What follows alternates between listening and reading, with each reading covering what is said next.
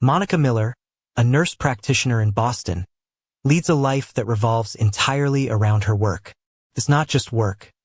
It's her identity, her sense of control, and what she believes is the key to achieving success. For 4 years, Monica hasn't taken a single vacation. She pours herself into her patients, her tasks, and her career goals because, in her mind, achieving professional milestones is the way to prove that she's made it. However, when Monica doesn't receive the promotion she's been working tirelessly for, her carefully built world starts to tremble. The promotion goes to Alex Blake, her new boss, who is friendly and approachable, but her arrival forces Monica to confront a part of herself she's been ignoring. Alex casually mentions Monica hasn't taken any vacation in years, stating that work-life balance is crucial. Though Monica brushes it off at first, the seed of doubt is planted.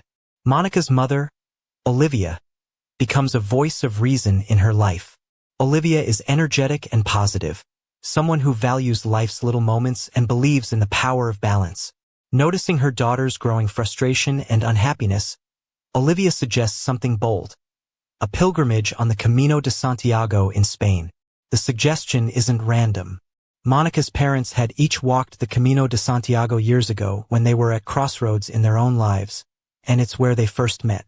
Olivia believes that walking the Camino might help Monica find clarity, peace, and perhaps even love. Monica dismisses it at first, pointing out that walking hundreds of miles doesn't sound like restful relaxation. Still, the idea sticks with her, especially after reflecting on her mother's words about life being more about the journey than reaching the top of an invisible mountain. Reluctantly, Monica agrees to take on the Camino. It's not a decision born from desire but more out of resignation. She tells herself that if nothing else, the trip will appease her mother and give her some time away from Boston. What she finds on the Camino, however, is more than she could have anticipated. The movie begins transitioning into its next stage as Monica sets off for Spain, her usual tightly wound demeanor clashing hilariously with the laid-back, spiritual energy of the Camino's environment. From the moment she arrives, it's clear that Monica is a fish out of water. She struggles with the concept of letting go of structures, schedules, and the need to control every aspect of her experience. On her first day on the trail, Monica meets her guide, Consuelo, who becomes both a mentor and a friend throughout the journey. Consuelo has a warm, comforting presence. She isn't pushy or judgmental but encourages Monica to open up to the experience. Through Consuelo, Monica is introduced to 3 other pilgrims walking the Camino: Ernesto, his son Luis, and his grandson Mateo. Ernesto and Luis originally hail from northern Spain, giving them a deep personal connection to the pilgrimage's significance. The 3 generations have decided to experience the Camino together for reasons that aren't immediately clear to Monica. Over time, she learns that the family dynamics between Ernesto, Luis, and Mateo are strained. Luis, in particular, feels caught in a tug-of-war between being a good son to Ernesto and a good father to Mateo. Divorced and emotionally exhausted, Luis decided to do the Camino in the hope of finding clarity and reconciling his struggles in both roles. As they walk the Camino together, the group begins to open up, sharing pieces of their lives and their reasons for taking on the pilgrimage. Initially, Monica is reserved, hesitant to share much about herself. She views the others as distractions from her original plan, which was simply walking, reflecting, and moving on. Yet, the Camino has a mysterious and almost magical way of breaking down barriers. Bit by bit, Monica finds herself listening to and learning from the stories of those around her. Ernesto shares memories of his youth, his love for the land, and his regrets. Mateo, though young, brings innocent wisdom and humor to the group. And Luis, with his thoughtful yet occasionally distant demeanor, begins to strike a chord with Monica. Their interactions start awkwardly, with Monica's brusque personality clashing with Luis's quieter, introspective nature. However, as they spend more time together, a connection begins to bloom. The physical challenges of the Camino are just one layer of the experience. Monica struggles with blisters, fatigue, and the occasional bout of frustration, but those challenges mirror her internal journey. Letting go of control proves to be the most difficult obstacle for her. It's uncomfortable for Monica to admit that she needs help, whether it's from her fellow pilgrims or even from strangers along the way who offer small acts of kindness. Luis becomes particularly important in these moments. He is patient with Monica, encouraging her to see vulnerability not as a weakness, but as a bridge toward deeper understanding and connection with others.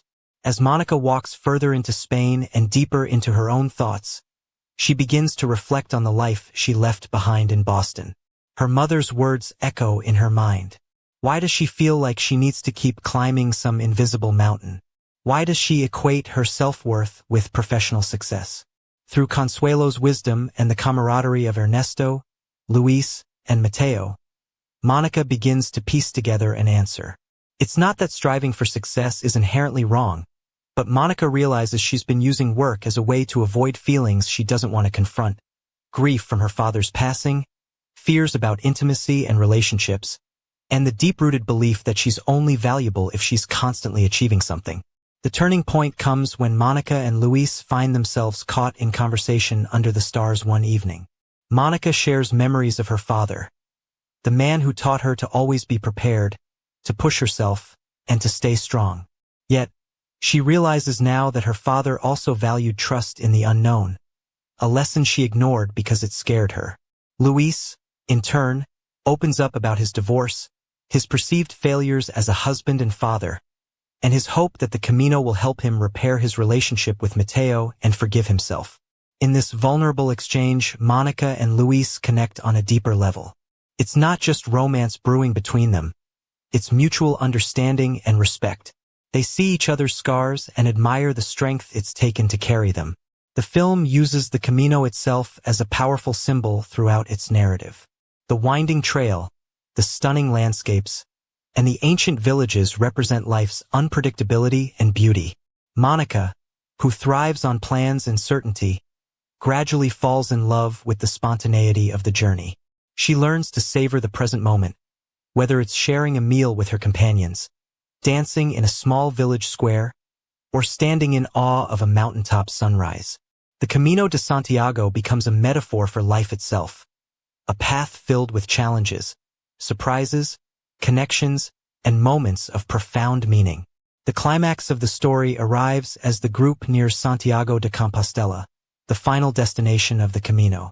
By this point, Monica has transformed in ways she never expected. She is no longer the tightly wound, overly stressed nurse practitioner from Boston. She has embraced the lessons of the Camino, the importance of balance, the strength in vulnerability, and the beauty of trusting the process rather than controlling it. Her relationship with Luis has deepened, but it remains uncertain whether their connection will extend beyond the pilgrimage. Luis, too, has begun to mend fences with his father and son, finding clarity in his role as both a parent and a child. When the group finally arrives in Santiago de Compostela, the moment is bittersweet. The Grand Cathedral, with its breathtaking architecture and spiritual significance, feels like the perfect representation of the journey's end. Yet, Monica realizes that it's not about the destination. The journey itself, the people, the lessons, and the memories she's made, holds the true value.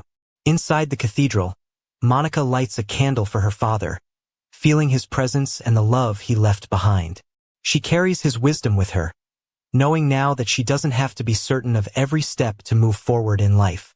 The ending of the movie is beautifully understated, leaving viewers with a sense of hope and possibility.